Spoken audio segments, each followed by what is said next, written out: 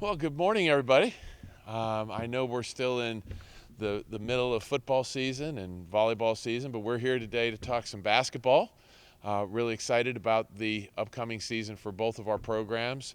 I know that Jay's excited. This is his first year, and I know Trish is excited because she got her first year out of the way and she's ready to move on to year number two. I think as we look here at the Watsco Center, I'm saying hello to all these new seats in the lower level and off to the student side. Take a good look at them. They are brand new. So that'll be something that I hope our fans in that area really do enjoy. Um, a lot of changes in college basketball right now, and a lot of teams have flipped over their rosters, and we can raise our hand and say we are one of those. We have two young women coming back from last year's women's team, and we have 0 young men coming back from last year's men's team. So looking forward to opening up that present. It's Christmas morning, see what we're going to get. I know that they've been working very, very hard in both programs. Had an opportunity to see some practices with both the men and the women, and just excited about where we can go. Really good quality people here representing the University of Miami. We're obviously, it's going to be a tough schedule because we're going to play 18 games in the ACC on the men's side. That's a little change from last year.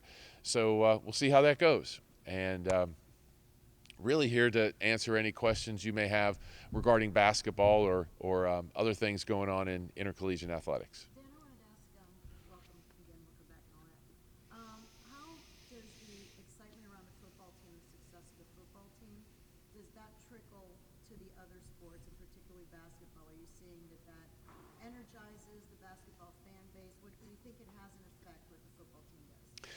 I think it does because success breeds success, as we always say. But I think that as we move into the basketball season, we're looking for basketball to create its own identity, its own fan base. Certainly, there's a lot of crossover between the two, but you market the programs differently because one program has its plays its games at Hard Rock Stadium, which is not on campus.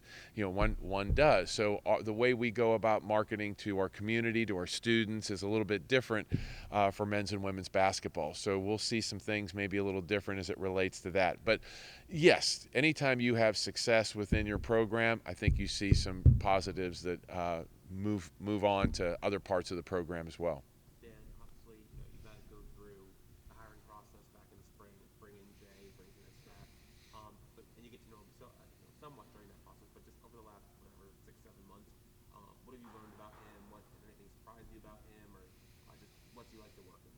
Well, I don't know that anything surprised me. I think we've gotten what we thought we were going to get, and that's someone who is just incredibly hardworking, 24/7. Looking to make Miami men's basketball the best it can be. He surrounded himself by a really good staff of people. I knew one of his staff members really well. Charlton Young. Charlton was on the staff when I was at Georgia Tech back in the late 2000. So I had an opportunity to reconnect with Charlton, and he's Miami, and he has a great gift of being able to sell this area, sell the University of Miami. So I think he's going to be a really important part of our coaching staff moving forward. So, but Jay and his ability to recruit and bring high quality young men here, I think we got what we thought we were going to get. When you talk about selling, how difficult is it to sell when everybody's new? I mean, there's no continuity. People knew whatever, Norchad. I mean, they knew some of the players, and so they came back to see the players that they liked. This year, even the season ticket holders don't know who any of these guys are. How do you market a team that no one knows anything about? Well, we have a lot of scorecards available, when people walk in to be able to let them know that who the players are. You can't tell the players without a scorecard, that whole thing. So we'll be first and foremost with that. But I think it's going to be a building process. Look, none of these things spin on a dime. okay? Whether it's the players getting used to the coaches getting used to the players, our fans getting used to how we're going to play it, which I think is going to be quite different than what we had seen for the last number of years under Coach L. So that's going to be a little different, and I think we'll see some momentum going as the season comes along. Yesterday, I guess, was one of those days where it was a sports equinox, where you had Major League Baseball, the NFL, the NHL, and the NBA all playing. That's an awful lot of stuff going on, and we live in a part of the world where an awful lot of stuff going on is just kind of like a day. There's a lot of things going on here, so we need to make sure that our product continues to move along, it's successful and it gains momentum, and I think we'll get the support from the community. We always have, so we're looking forward to that. Again, everybody knows about the resources that are on football, but they don't know so much about how much the university has stepped up for basketball. And I know the NIL budgets have more than doubled, and you guys have really gotten behind Jay as a first-time head coach, a new hire. How significant is all that? Well, it is significant. I think that we tried to do things to make sure that we were competitive in the marketplace. I think Jay would tell you that. I think Tricia would tell you that. So we want to make sure that both of these programs have the resources to be able to move along and be in a very competitive marketplace, which is what we have right now in intercollegiate athletics and particularly ACC basketball. So we hope that all of those things kind of move along, create great returns on the investment, and we'll continue to help our coaches move along with that part of their job as time moves on into their third or second year as they move on. On the football side of things, obviously this is the first year with the ACC where revenue is going to be connected, revenue distribution is going to be connected to viewership. I think the viewership, if I remember right, for the football team has been pretty good. A lot of top couple games in a weekend over the first 6-7 weeks. Just how have you seen that come along, and just how pleased are you with basically the results? Well, certainly the success of the football team allows them to be on the networks that create the greater viewership. So I think right now we are first in the ACC as it relates to viewership, and we're 8th or 9th nationally as it relates to viewership as well. While the national stuff doesn't create any new resources, the being at the top of the ACC, along with our previous 4 years, will give us some additional dollars once we get to the end of the year. So we need to continue, as Mario would say, we got to finish strong and take it one game at a time, which we absolutely have to do. But Saturday at 11 o'clock noon Eastern on ESPN is a really good window for us to be in. So look to take advantage of that as well, to put another quality game and another quality viewership audience on our record. And then just, speaking of attention on the program, obviously game day was here a few weeks ago. Did you see any kind of maybe bump in enthusiasm both at game day and then kind of following that? It's only been a couple weeks, so I don't know what you would have seen, but did you see any kind of bump in enthusiasm? I think that in our the world we live in right now is okay, what's next? And we had a great day for having game day here. The ACC huddle was here. We go down to Hard Rock Stadium. It was a phenomenal event. Students were everywhere. We have to make sure that we can't have game day here every week. So we have to continue to manufacture ways for our students to come to games. And they've been good. We need to continue to make sure that we do that, and they continue to support us over at Hard Rock for the remainder of the year. Because that's really important. I mean, we have a lot of good things in our in-game marketing that we've done. And that in-game marketing will translate here to the Watsco Center as well. I think you'll see some things different associated with that this coming year as well. But we want to create a really good atmosphere, and we want people to come and have a good time at the game. So, we saw a little bit of a bump, but, we have to – it's a long football season.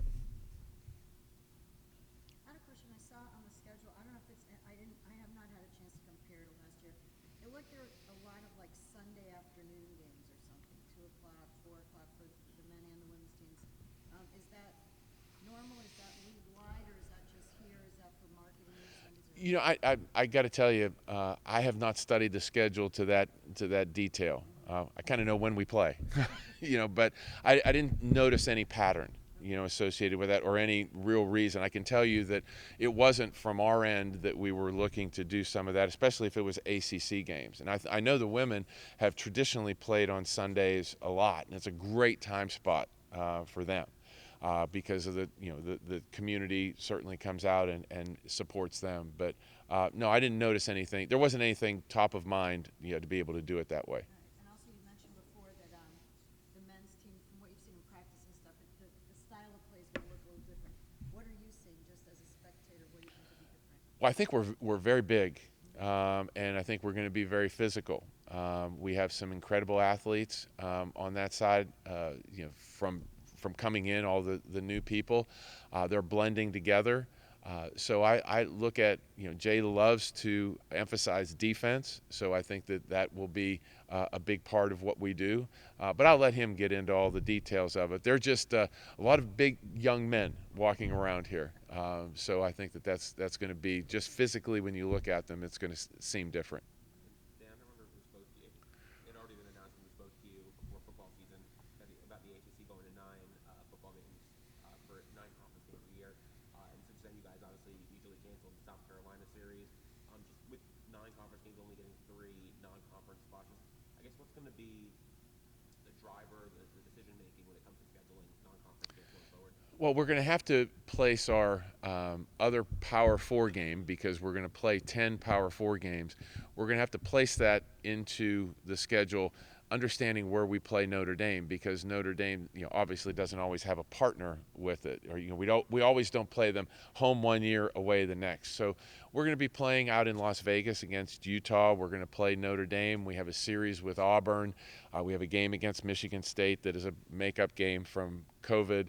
So we have a couple of opportunities in there to add another Power 4, but we don't have it's not urgent right now to do that. We want to make sure that we can get a good team to come in here and play. I believe it might be 32 or 33, so we have some time to be able to pull that together. In addition to the new seats in this arena, and providing the other facility updates with the athletic programs, plans, can you share anything? Yeah, I think that as you look out on to Green Tree Practice Field and the SOFR Indoor Practice Facility, there's some steel coming up there for the expansion of that facility out to 100 yards. Along with a brand new weight room for that facility. So that's our primary facility project right now. We did some things here, obviously the seats, and we did an upgrade to the locker room and the coaches' offices for both the men and women here. We have a little project for our student athletes over in baseball, a little locker room, kind of update there. But the big project that we have going on is the indoor practice facility project, and that's going along really well. Hope to have it done early this summer. Any other questions for Dan? I know you talked in the past about a potential softball program. Any updates on? Yeah, I think right now we're still making sure that we can take care of, through all of the NIL world, the rev share and facilities, what we have right now. It'd be great to add on something, but at this point in time, we're not really focused on adding. We're focused on making sure what we have continues to do great things. Any chance of ever moving volleyball in here? Yeah, there's always a chance to be able to do that. I think we have to make sure that that's the right move for us, because obviously playing in the night gym is an incredible atmosphere. I think that there's opportunity maybe to do that down the road, but certainly we have the ability to do it. I mean, there's nothing really stopping us from that. Just, is that the right move for us to be able to do that? Yeah, there's been an overflow every game. People not getting in. Yeah, there's been some there for some of the games, not each one, but for a lot of them there are. But you have to balance that by, okay, if you move it in here, is the overflow enough to continue to have that kind of great atmosphere that we have? Okay, thanks everybody, really appreciate it.